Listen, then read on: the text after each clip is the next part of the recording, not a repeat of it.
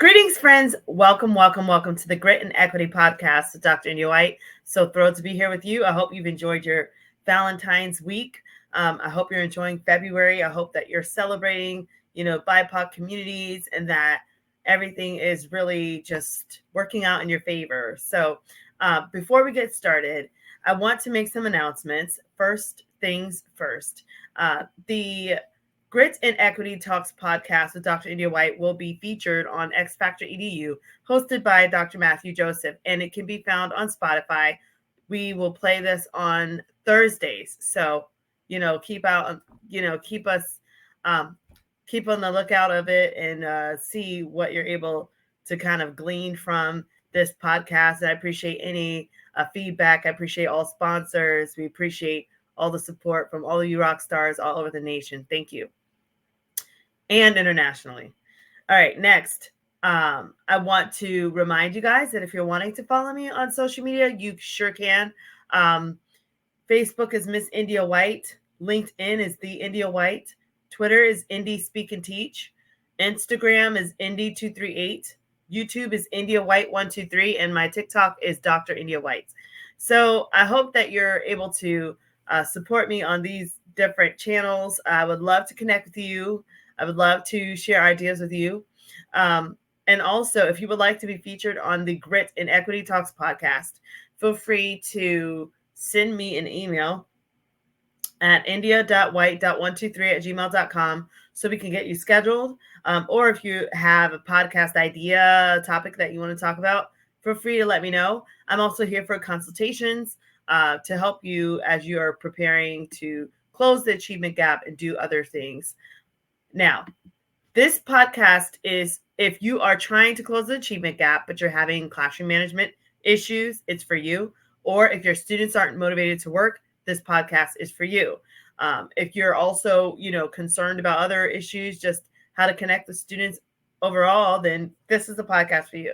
So with that said, I also want to remind you guys that I'm super excited about some of the work that has been going on nationwide, just being able to join you in various efforts to really connecting with students and supporting all of you Rockstar teachers out there, supporting all of you Rockstar principals and administrators.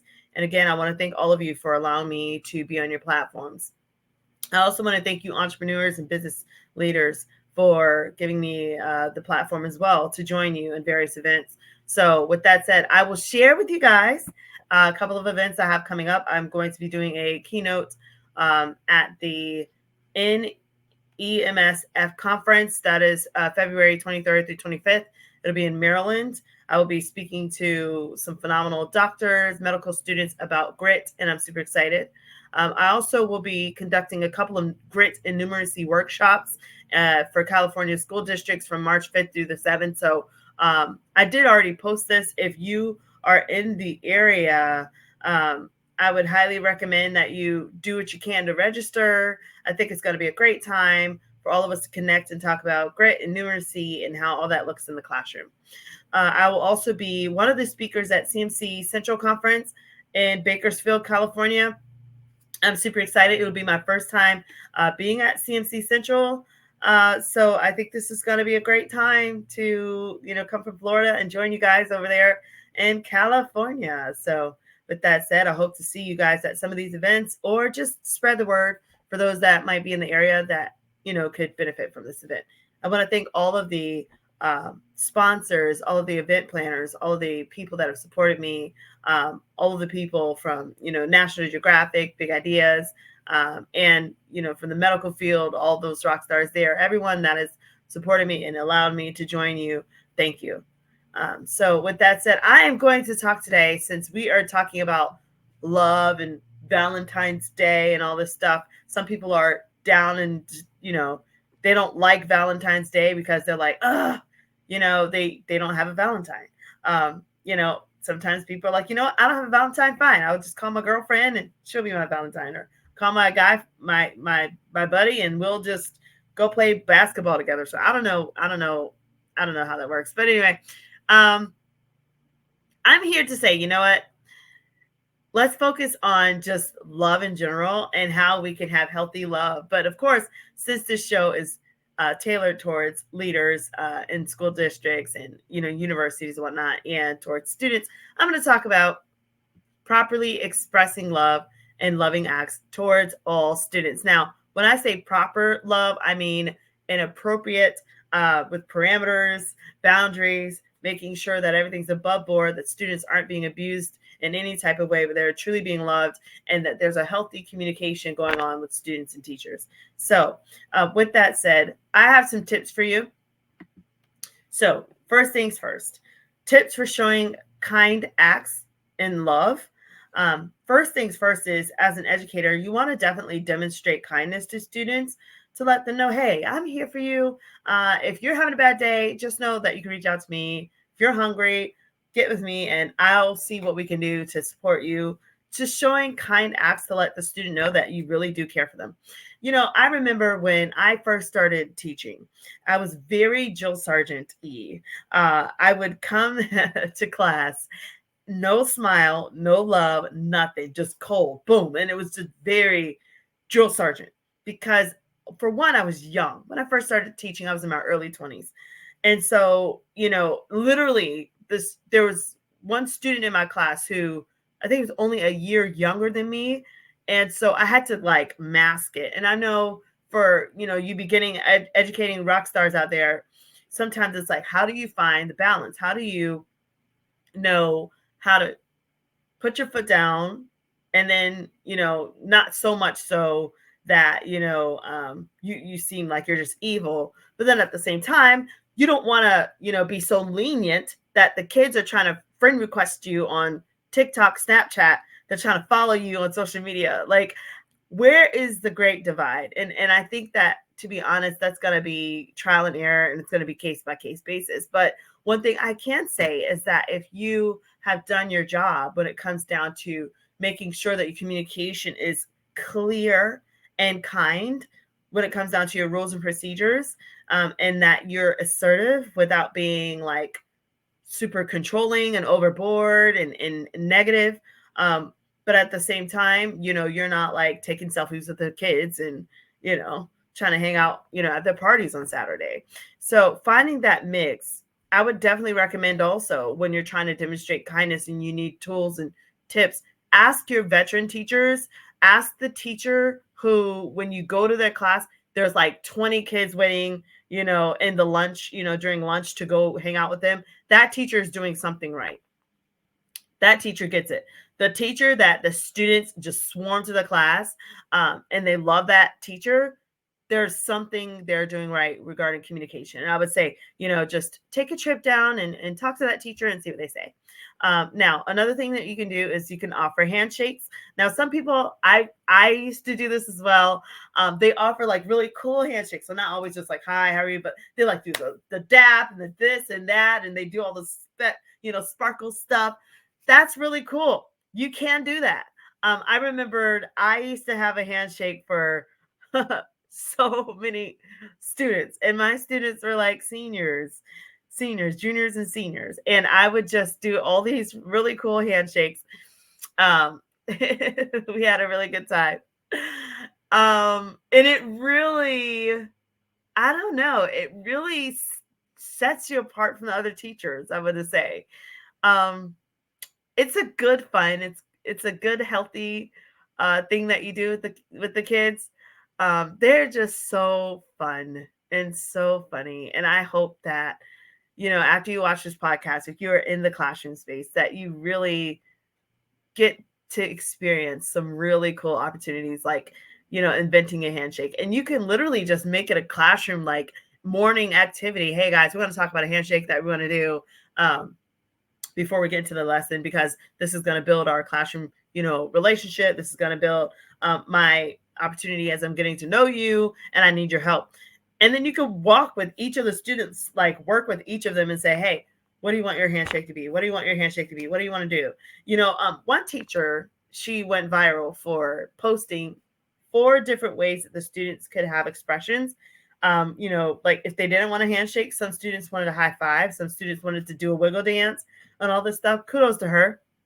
And I thought it was pretty cool because the students got to choose more than one way as to how to do their handshakes. Now, these middle schoolers and high schoolers now, they want to do a handshake for like a minute long, and you got to memorize all this stuff and spin and, put your hand behind your back and stand on one foot. And like, I mean, they just have it so intense now. I mean, it's still cool, but to each his own.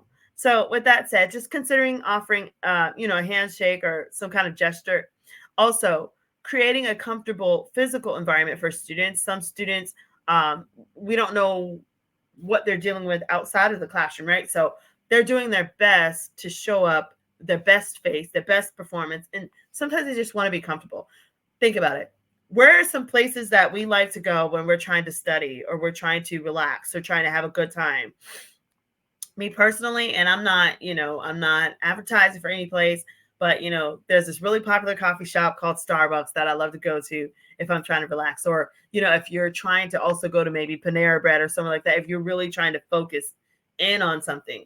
Another place, if you like energy and you like all that stuff, Chick-fil-A might be another place. All these three places people talk about because their environments are welcoming and they work for that type of vibe. Panera has a very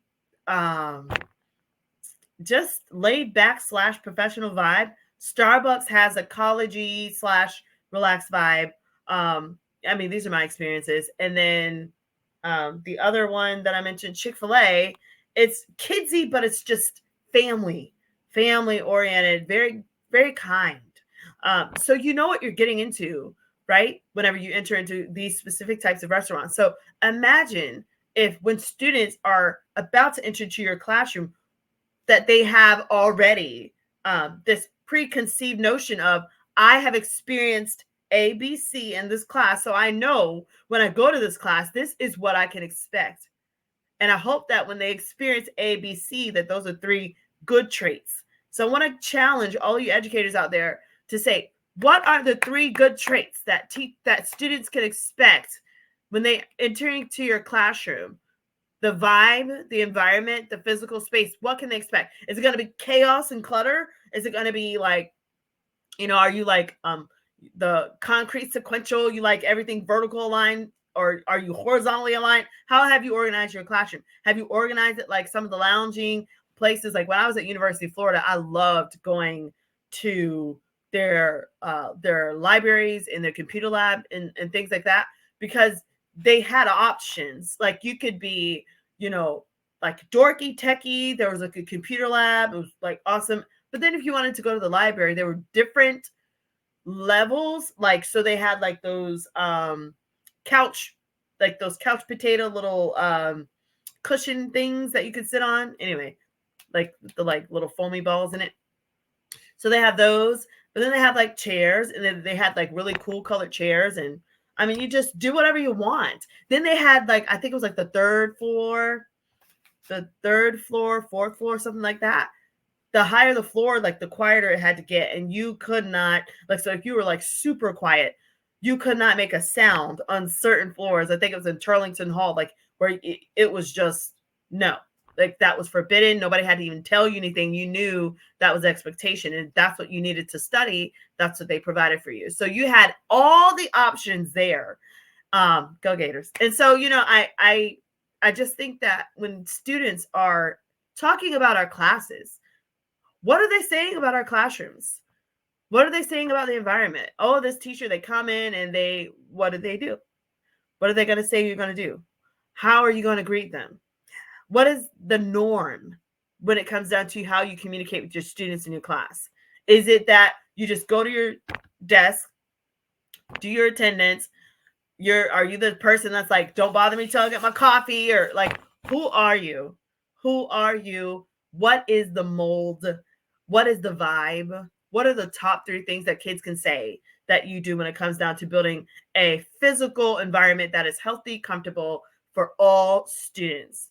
Are the students going to say, oh, that's that teacher? Oh, about 15 minutes through, they're going to start yelling. They're going to start sending everybody to the office. They're going to start calling parents. They're going to start suspending so-and-so, or they're going to, what are students going to say? Or are they going to say, oh, that teacher's amazing. They always give me dap when I come to the door. They always have the bell work on the board. They always walk around, so I know I can't get away with anything. They're really understanding. They review homework with us. They challenge us. They make it really fun with, different debates and competitions. They are supportive on the computer lab. I like how we're sitting in groups of 4 or partners, or I like how we have learning walks, or how we're able to go around and see all the content on the walls of the classroom. I like how the teacher allows us to do the word wall for vocabulary. I like how they pass out tickets or money, or what are they saying about your class?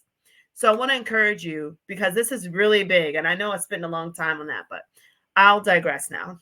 The next thing is to create a comfortable physical environment. I already said that. You also want to listen to students, because sometimes students are holding in so much information, and sometimes they just don't feel like that's like appropriate to talk about certain things with their parents or their guardians, because maybe it's not like that big of a deal, or maybe they feel like there's something that they don't want to share outside of the classroom, but they really want to share with you because they really are trying to build, more vulnerability and more trust with you. Maybe they already like you, so maybe you can just enhance that relationship with your students. Now, another thing is to, get to know them, get to know their interests, get to know their backgrounds, get to know why they do what they do, what they're wanting to become when they grow up. Also, provide them one-on-one feedback. And when you're providing one-on-one feedback, be specific, not just good job, exclamation mark. Be specific as to what you liked in their work. Also, show them respect. Students do want respect. And I tell you, you cannot take it personal. Students will demand respect. They'll roll their eyes. They'll talk to you. They'll cut you off. And you just have to humble yourself. Don't take it personal, because you are a part of their learning experience. Be there for them. Also, that's the next thing. Be there for your students. If they're having a bad time, they're going through grief, they're going through some type of hardship at home, they're going through anxiety, they're trying to juggle work and school, trying to juggle sports, be there for them. And then, of course, celebrate them. Maybe you can go to a game that they've had, or maybe you can, celebrate their progress, send them a note home. You can provide some other type of reward, or an award that can, let the students know that you're proud of them. I mean, it's all in your hands. So I want to encourage you with that. Now, I want to take a moment and I want to share. Found this guy is talking about how to show appropriate affection for students. And so he's talking about, he wrote this in January 2019. He's talking about up here how basically you got some wild stories, some wild cards out there where teachers, unfortunately did not show the appropriate affection. So he's going to talk about 5 things that you can do to show appropriate affections for your students. So this is for all you rockstar teachers out there. I hope that you can really, and administrators. I think administrators can do this not only for students, but also for teachers. So first things first, make eye contact when smiling or while smiling. So as researcher Heidi Grant Halverson, they explained in the review article here, they quote what Heidi said. So she says in this review article, Harvard Business Review podcast, she says, many people think they project warmth and in fact don't. So they don't. And there are very simple things you can do. One of them is eye contact, particularly when the other people are talking. It is critical that you look at them when they're talking, because that's a clear sign of interest. I know lots of people who make this mistake, and even though they are totally listening, they'll let their eyes wander around the room, and that gives a clear sound that you're not in fact listening. And I want to say this makes me think of, all of the Zoom meetings that we have. And sometimes when you're having a Zoom meeting with students, or, whether you're a college or you're having a Zoom meeting with your employers, whatever, sometimes that does happen. Like there's just this, because there's not really appropriate etiquette that people talk about on a Zoom.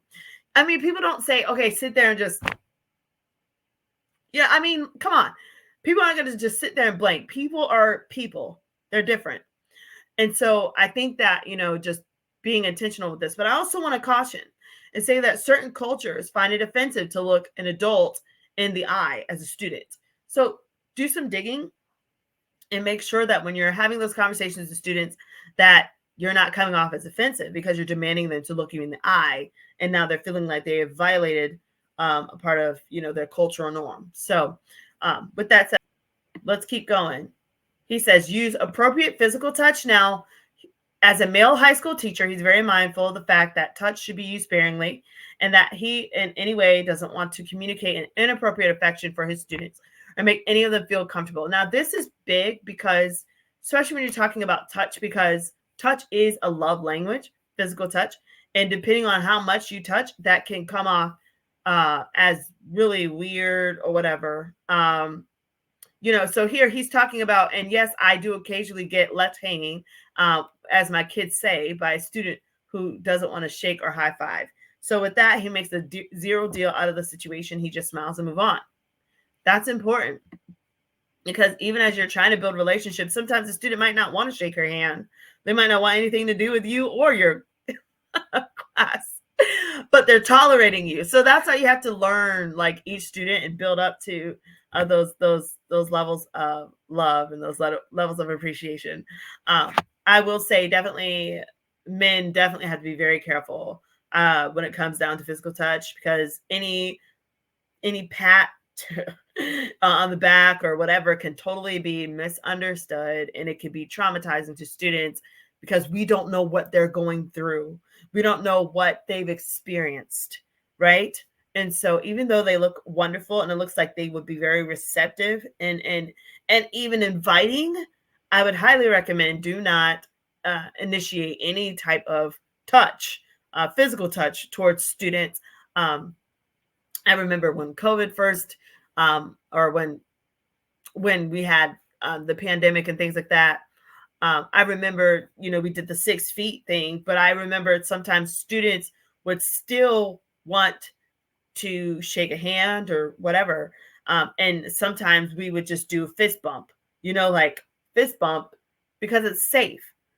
And it was usually like if we saw they were coming to say hello, this is actually even pre-pandemic, they were coming to say hello, we would just do a fist bump so that they knew, okay, the teacher is redirecting my love, redirecting my energy towards a fist bump. I can do that.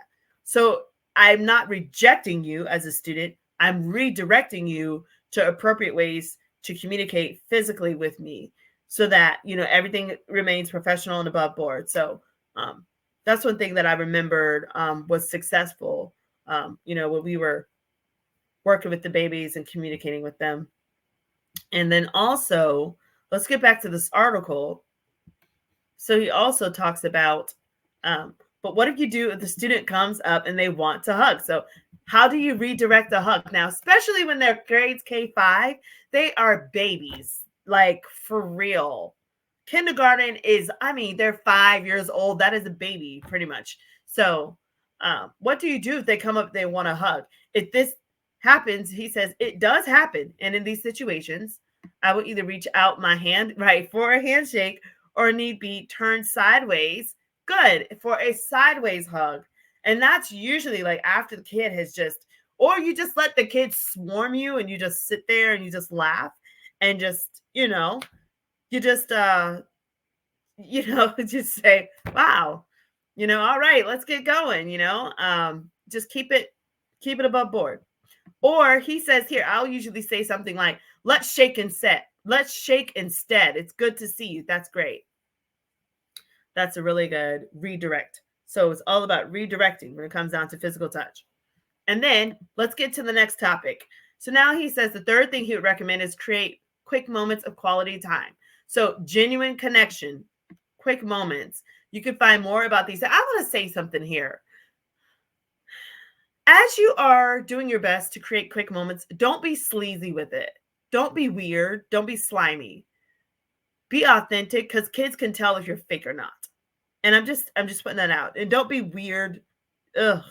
It just makes me think of certain people I know that they try this and it just comes off really off, really, really sleazy. So just be cautious when you're doing this. Do a couple, trial and error runs and see if it works out for you. All right, next. 4, encourage the kids by calling out good things. So he says, I'm not talking about those weird passive aggressive moments where you're like, okay, class, I really appreciate that. Kat is reading quietly right now. No, I'm talking about any opportunity you see where a kid overcomes a challenge, does something better today than they did yesterday, engages in or with a hard to handle peer, or anything else that's good. So he gives us an example here, guys. Kat, I noticed today how you sat and read through that difficult article, annotating purposefully as you went for the full 20 minutes. That wasn't easy. I just want you to know that I see and appreciate your hard work. Keep it up. And here's an amazing side of a benefit of seeking to genuinely encourage kids. It can pull you out of an encouragement slump too, which is excellent. You give, energy. It's all energy. You give, you give love, you get love. And then the next thing he says, write down one thing with one student that you appreciate. Wow. After every hour. That's powerful. Look at this. He says, write down one thing with one student that you appreciate every hour. So even if it's just, he's just saying, after you teach and the time is crazy, as soon as you're done teaching or you're now starting to prep, you know how that is, right, guys? You're going to sit down and write one thing that you appreciate from a particular kid in each hour. Write 1 to 2 sentences about it and then move on to your next class. He says, when you're doing this with discipline, it's training your heart and your mind to latch on to the positive moments with your kids, the moments that remind you of the humanity. That's why we get into this, right? Humanity that you share with them, and of the reasons why you entered into the profession that serves young people, of the reasons why this work is inherently good and noble. Now, he says 2 things to stop doing. I think it's powerful. I'm going to go back up to what he was saying here about the humanity of what you share with students and then writing the 1 to 2 sentences. I'm going to tell you, I think this is what really kind of made my classroom stand out when I was in the classroom and even as an administrator. I think it was because I had those humane moments where there were some times where I would go around and I would compliment every single student that day. Literally. I would say, okay, student A, boom. I really enjoy how you're always, very positive, very ready to go, upbeat. You always got something to contribute wonderfully to the lesson, and you really make it better here. Student B, I like how, even though math's not your favorite subject, you come every day with grit and you come ready to learn and you never complain and you're very respectful towards me. Thank you. Student C, literally, I would go through all 25 students that day in that class and I would lift all of them up. That is the thing. Who are you lifting up? How can you lift up every single student? Can you intentionally ask yourself, how can I lift up every single student in my classroom? Because it's imperative that that's what the goal is, that's the objective, is that after they leave your space, they have something to hold on to, words of hope, words of comfort to help them, through the rest of the day, to help them through the weekend, to help them through the week. So I want to just say that that's just a confirmation what the man was talking about when it came down to really knowing students. So I want to encourage you, to really do what you can to know the students. Now let's get back to his article. I just found his article was really cool. He really shares a lot of key points for us. So he says here, 2 things to stop doing. Ooh. Stop reducing them, or your students, to their negative behaviors. This is powerful. He says the young people in your care are no more or less naturally rational than yourself. It's possible that you've trained yourself to see your emotions objectively during the years since you were the age of your students. It's also possible, of course, that you haven't and that you're blind to how your emotions cloud your vision. The thing is, viewing them from a position of superiority, that's powerful. Wow. Is sure to make it harder for you to like them. If you think of them as one-dimensionally dumb or lazy or apathetic or rude or foolish, then you're likely to struggle with them. Let's think about that. Do we have students that when they come to our class, we think they're dumb, we think they're lazy, apathetic, we think they're rude, we think they're foolish? If so, I just want to challenge that thought right there. And then, of course, I want to make you think about, how are you really treating that child? If you were in their shoes, Would you want to come to your class today? Those are some things to think about. So he's really making us think here. He says, even if you try to show your affection in the ways I suggest above, they'll sense the insincerity. I told you, students can pick up on fake all day. And if you're like, I don't understand why they don't like me, I don't understand why they connect, honey, do some reflection. Figure out, is it coming off genuinely? Is there a cultural divide? Is there a social divide? What is it? Did you maybe do something last week on the grade and they're a little bit salty about it? You know, I mean, how would you like, I mean, you know what it's like being an educator or being a student. You know, it was a horrible thing when you got slashed down by the teacher. -5, -5, -6. You've got a 30% in my class. Like, nobody wants to go there. Nobody wants to go to that teacher. They feel like they can't win. The thing is, we've got to convince students that they can win in our class. Okay. Now let's keep going back to his article. He says, this is what I love and cherish about teaching. You really can't cheat. If you want to maximally impact your students for their long-term good, you've got to maximally impact your own heart. There's no skipping the internal work. I'm going to be honest with you. This is probably the most imperative lesson about teaching. It's not about us. It's about how we uplift others and our heart condition. How are we? Do we hold on to grudges? Are we super bitter? And students will tell you about yourself. They will tell you the truth. So I love it. They will keep it real, 100%. But this is huge because it's going to help us internally, you know, to be better people. And I think at the end of the day, we just want to be better people. We want to be good people. Okay, so now let's get back to this guy. Step 2, he says, stop complaining. He says, I know I harp a lot on this, but it's because I've seen in my own heart and in the hearts of countless colleagues the kind of fruit that habitually complaining produces. It just murders you. Wow. I accidentally clicked on a link. It murders you, internally speaking, in the slow way of a malignant tumor in its early stages. Listen, if you sit and complain daily about your students, then it is a metaphysical impossibility for your heart to remain close to the work of seeking their long-term good. Let me repeat that. Take a moment and let's repeat this. He said, listen, if you sit and complain daily about your students, then it is a metaphysical impossibility for your heart to remain close to the work of seeking their long-term good. Wow. That's the goal, their long-term good. So complaining to them is not going to help.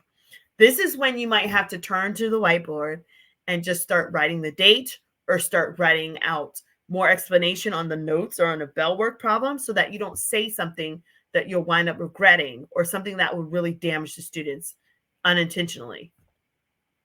So let's keep going. He says, determine to love them and remove yourself from circumstances in which complaining about kids is a dominant form of communication. So this is very powerful, and I'm very happy that we were able to look at that together. And it just really makes me think of the power of a teacher and the power that you have. There's a celebrity that he gave a shout out. He was on stage and he found his teacher in the stadium. He's like, I need y'all to help me. He's like, I'm looking for Miss So-and-so. And like literally he tracks her down and thanks her for her contribution because she was a good teacher. So there's power in educators. There is so much power that we hold. We're influencers and we're molders. We give life. And so it's something that we don't want to take for granted or something we don't want to do wrong. So I want to wish you the best with that. And before we wrap this up, I'm just giving you my last minute tips. Tips for getting to know your students. Ask about their culture. Ask about their family. Ask about their activities, favorite activities, their sports or music events, and build trust through suggesting hobbies, book interests, and consider their love language. We're talking about love today. There are many love languages, right? There's physical touch, words of affirmation. There's the fixer upper, the person that does everything. There's like, I think, 5 love languages at least.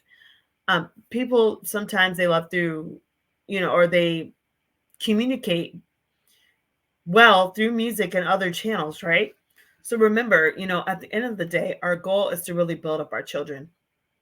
And I want to also help you to remember that healthy love towards others requires sacrifice, humility, and forgiveness. Again, healthy love towards others requires sacrifice, humility, and forgiveness. And so as you're doing this, I also want to, leave you with this suggestion. Consider implementing procedures that provoke healthy relationships with students by building the student up as a whole child, whether that's a PBIS system, SEL works, or connecting deeper with families within your community. Remember, it's all about love. It's all about how you can show appropriate love to these babies so that they can go and be amazing when they grow up and evolve into productive citizens in society. So with that said, thanks so much for joining me on this phenomenal podcast, the Grit and Equity Talks podcast. Again, you can find this on the X Factor Network with Dr. Matthew Joseph. Remember to follow me on social media. Facebook is Miss India White. LinkedIn is the India White. Twitter is Indie Speak and Teach. Instagram is Indie238. YouTube is India White 123. And TikTok is Dr. India White. And then remember my upcoming events. I have a keynote on the 23rd through the 25th at the medical conference in Maryland. The Grit and Numeracy workshops. I'm hoping to have many of you join me in those in California and from March 5th through the 7th. And of course, I'll be speaking, and I hope to see many of you at CMC Central in Bakersfield. So with that said, guys, it's been phenomenal. And also, don't forget to check out my website whenever you get a chance. If you're wanting more information on blogs, books, or to schedule me for your next speaking or coaching event, I am here for you. So with that said, I hope you're enjoying yourself. Have a wonderful, wonderful week. Take care of yourself. Enjoy your weekend. And until next time, I will see you guys later. Take care.